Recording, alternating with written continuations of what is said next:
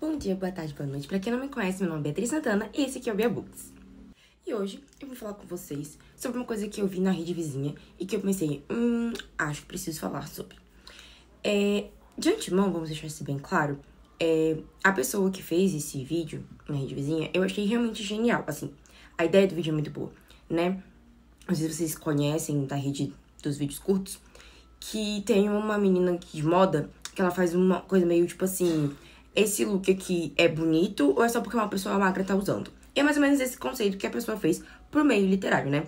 Esse livro aqui realmente é bom e hypado e afins, ou é só porque tem um personagem branco? E ela começou falando sobre Jogos Vorazes. Então hoje vamos falar sobre Jogos Vorazes. E aí, eu anotei alguns pontos aqui pra gente poder falar, né, um pouco em cima do vídeo dela, mas também outros pontos que eu achei importante em trazer pra cá.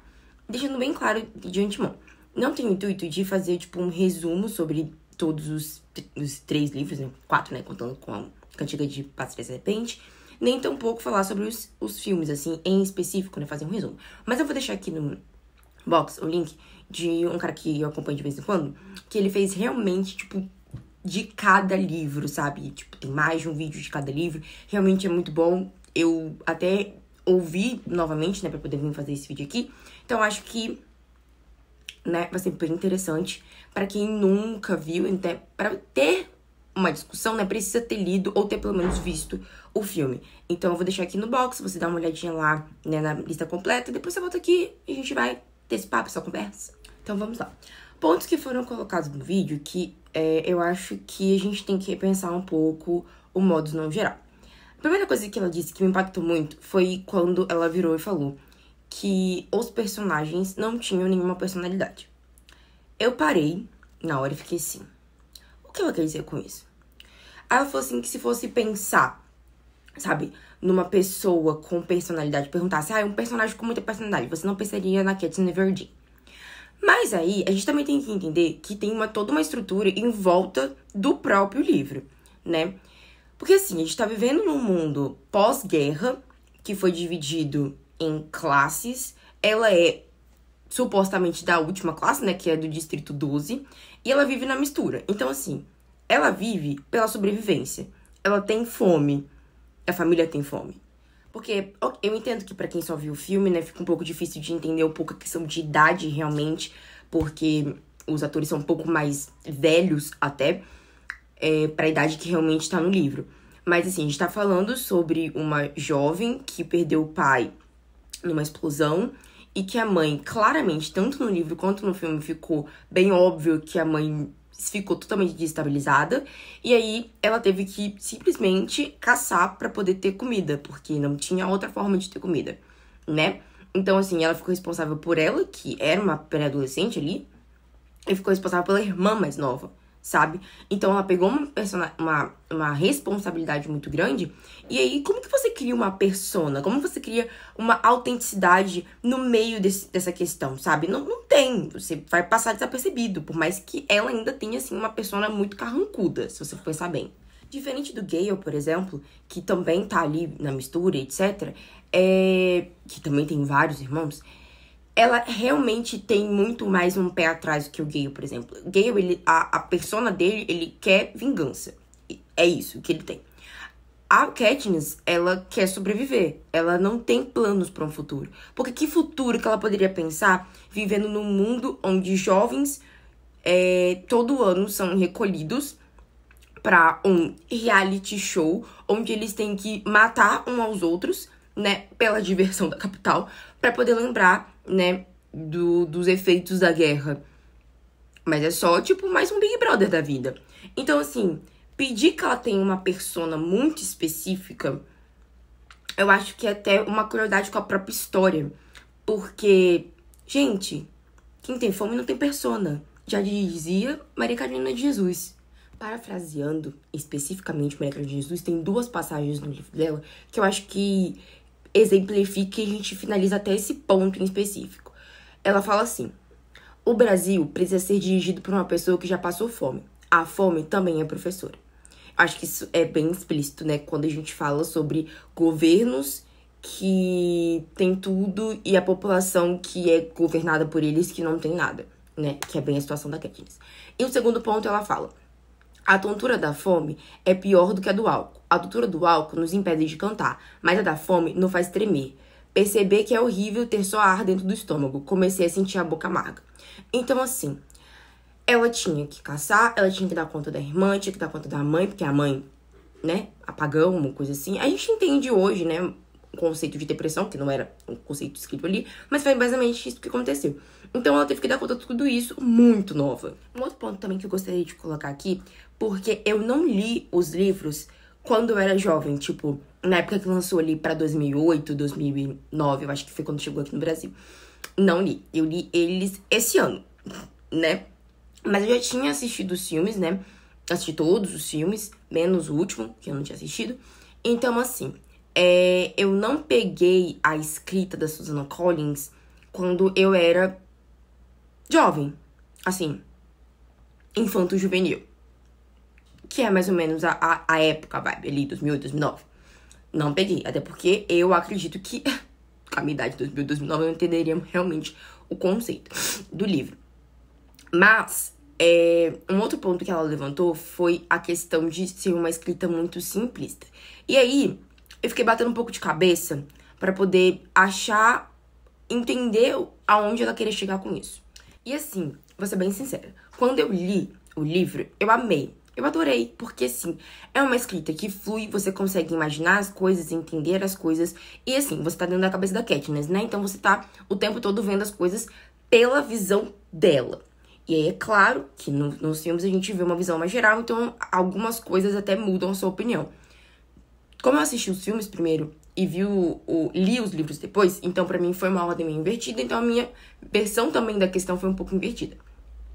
E aí eu parei pra pensar que assim, nossa, é uma discussão até, né, de que escritas mais fluidas e mais fáceis faz com que o leitor se sinta mais leitor, né? Que ele se sinta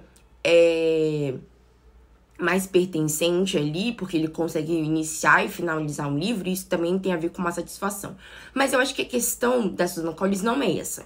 Diferentemente, por exemplo, de Colleen Hoover, que eu li um livro dela há muito tempo atrás, que eu sinto que ela tem uma escrita que faz com que você comece e termine o livro muito rápido e que você fique muito viciado naquilo porque você se sente tipo, nossa, comecei e terminei um livro muito bom, quero ler mais porque isso aqui vai muito rápido. Aí você, tipo, nossa, eu li 300 páginas em, sei lá, uma semana. E aí você começa a criar aquele vício, sabe? E não é isso a questão. Eu acho que a Susanna Collins, ela escreve do jeito que ela escreve. No caso, ela escreveu, né, a trilogia de Jogos Vorazes do jeito que escreveu, porque o público-alvo dela eram jovens. E público-alvo jovem não tá afim de ler um livro tipo Machado de Assis. E não tô dizendo que não seja importante ler Machado de Assis. Eu tô dizendo que o público jovem daquela época, que tinha até mais paciência do que o público jovem dessa época, não tinha tanto interesse em ler livros que eram muito complexos. Até porque o ponto principal de Jogos Vorazes não é o romance ou o triângulo amoroso, que era, tipo, moda na época, e eu tenho realmente um pavor a triângulos amorosos do jeito que aconteceu nos anos 2000. Não era esse propósito. Era falar, sim, sobre política, era falar, sim, sobre movimento de massas, era falar, sim, sobre empoderamento do povo para jovens. E ela fez isso muito bem. E eu entendo que não foi só uma ideia, foi realmente uma finalização que fez muito sentido.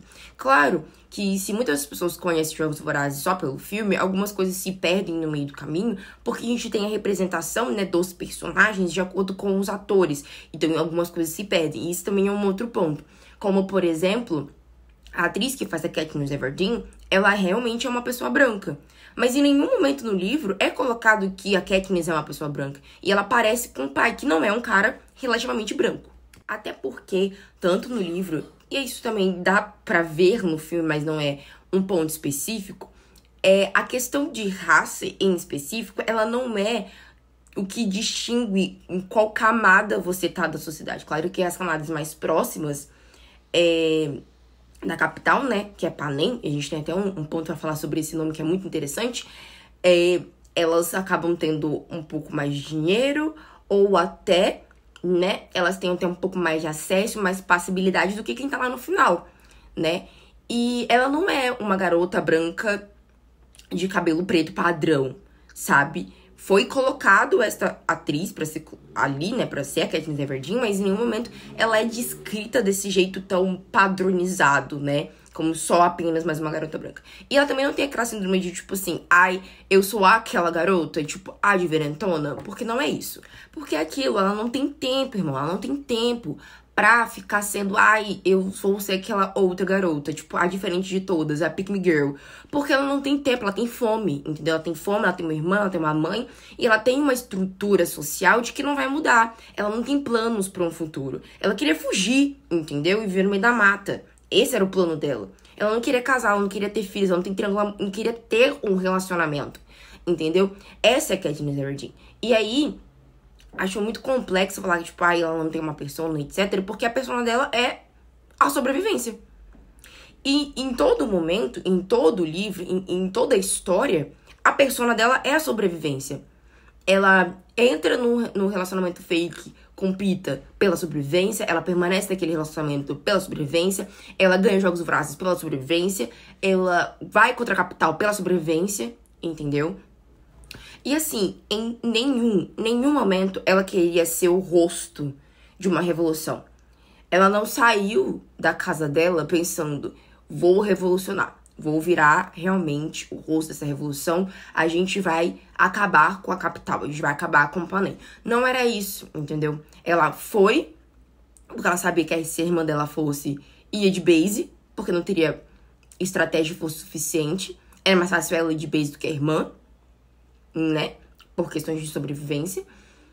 E colocaram uma jovem como o rosto da revolução porque ela era visceral.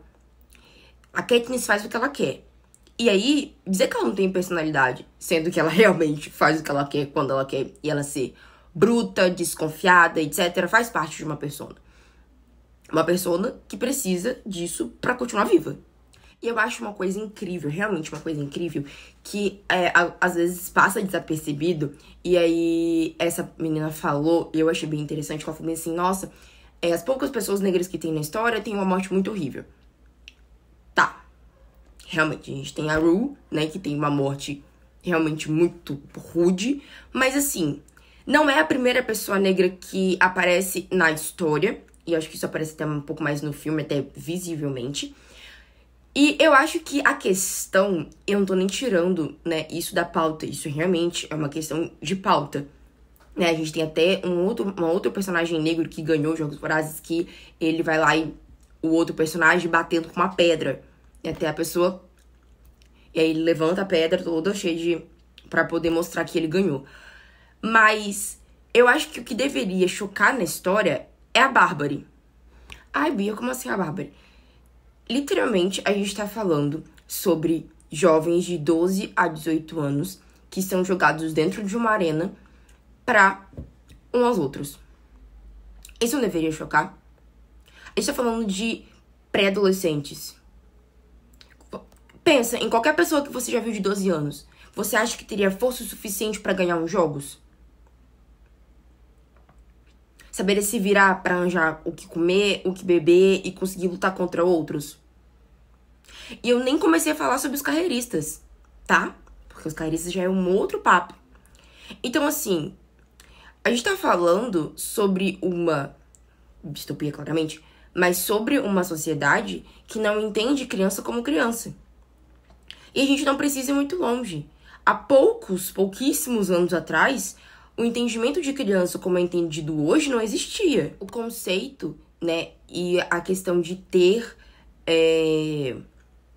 leis propícias e ter uma ONU, né, se intrometendo nas questões de direitos da criança e adolescente, a gente tá falando de 1948, 49, assim, pós-guerra. Sendo bem sincero, logo ali. Então a gente tá falando sobre o conceito de que tinha crianças que trabalhavam em indústria, tinha criança que, né, vida que segue, não tinham leis e legislações voltadas para esse público. E hoje a gente pensa numa criança de 12 anos no meio de uns jogos, e você fala, meu Deus, que absurdo. Mas na sociedade de Jogos Vorazes não era uma coisa absurda, era tipo, que pena, né, muito novo. Mas é isso que tem pra hoje, vamos aqui se divertir com esse reality show. Tal como se tivesse tido uma fazenda, um Big Brother. É aquilo. A morte da Rue foi chocante? Foi, gente, eu chorei lendo e eu chorei vendo o filme. Foi chocante. Mas tudo aquilo ali deveria ser chocante. Tudo aquilo ali deveria causar um incômodo. Entendeu? Causar um incômodo o suficiente para que a gente saísse da sessão do filme, ou saísse, terminasse aquele livro e pensasse: não podemos deixar com que a sociedade atual que vivemos chegasse a esse nível. A colocar em perigo, colocar em pauta, né? E colocar que joguemos um contra os outros, que estejamos o tempo todo aniquilando uns aos outros, né? Que coloquem os jovens nessa posição, tanto quanto os adultos. Porque não são os adultos que estão indo para os jogos. Você passou lá dos seus 18, 19 anos, você não vai mais para os jogos. São as crianças que estão indo para os jogos. Então, era para ser bárbaro, era para ser doentio, era para fazer uma lembrança? Não acho. E isso é muito interessante. E aí que vem a questão, porque eu acho que muita gente lê esse livro e fica muito mais preocupado, por exemplo, se a Katniss vai terminar com o Peeta ou com o outro lá que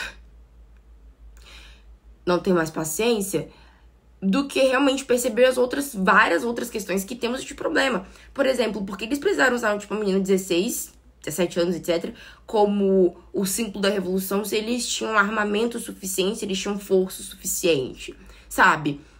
Que as pessoas ainda assistem. Ah, ok, eles eram obrigados a assistir, eu entendo. Mas a capital havia aquilo como um grande evento, como se fossem as Olimpíadas. Eles assistiam como se fossem as Olimpíadas. E a gente assistindo Olimpíadas, eles assistindo Jogos Vorazes. Era a mesma coisa. Tinha investimento, o mesmo conceito. Sabe? Investimento de tempo, de roupa, de dinheiro, entendeu? De festa, de comida, pra tudo aquilo. Era um espetáculo. E por isso, ser um espetáculo, né?